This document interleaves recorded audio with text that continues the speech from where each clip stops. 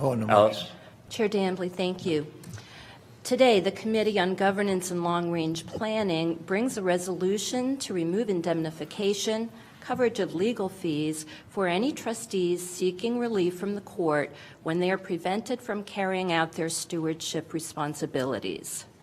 Trustees have a right and a responsibility to make informed decisions that are in the best interest of the institution they serve. Pennsylvania law governing nonprofits guarantees the right of trustees to bring suit against an institution that withholds information necessary for good decision-making. It is unfair and unreasonable to expect volunteer trustees to pay their own legal costs in such an action.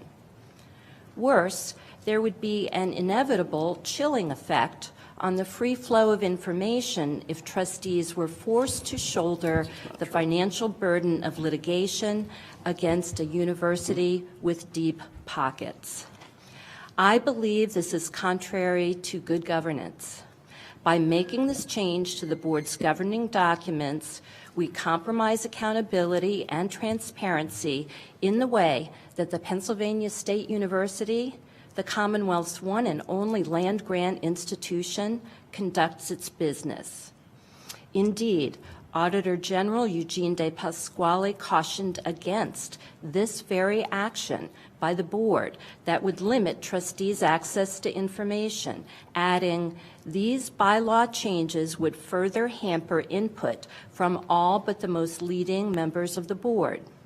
Senator John Udechak expressed support for the Auditor General's statement and said, "At a time where the Board of Trustees should be discussing ways to implement the recommendations made by the Auditor General to improve transparency, they are instead considering changes that would further erode transparency."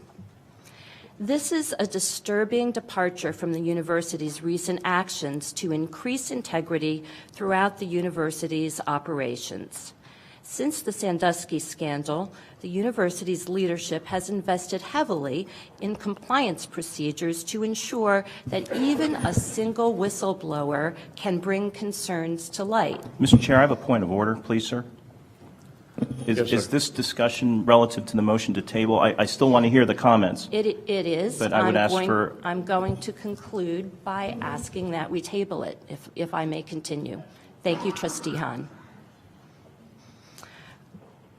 Since the Sandusky scandal, the university's leadership has invested heavily in compliance procedures to ensure that even a single whistleblower can bring concerns to light.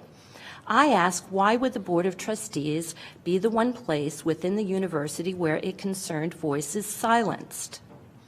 The minority voice must not be stifled.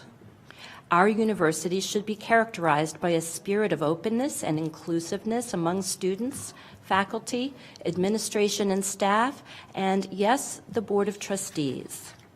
The interests of the university are safeguarded by ensuring that all trustees, even those who are in the minority, can have their questions fully answered and their concerns effectively addressed.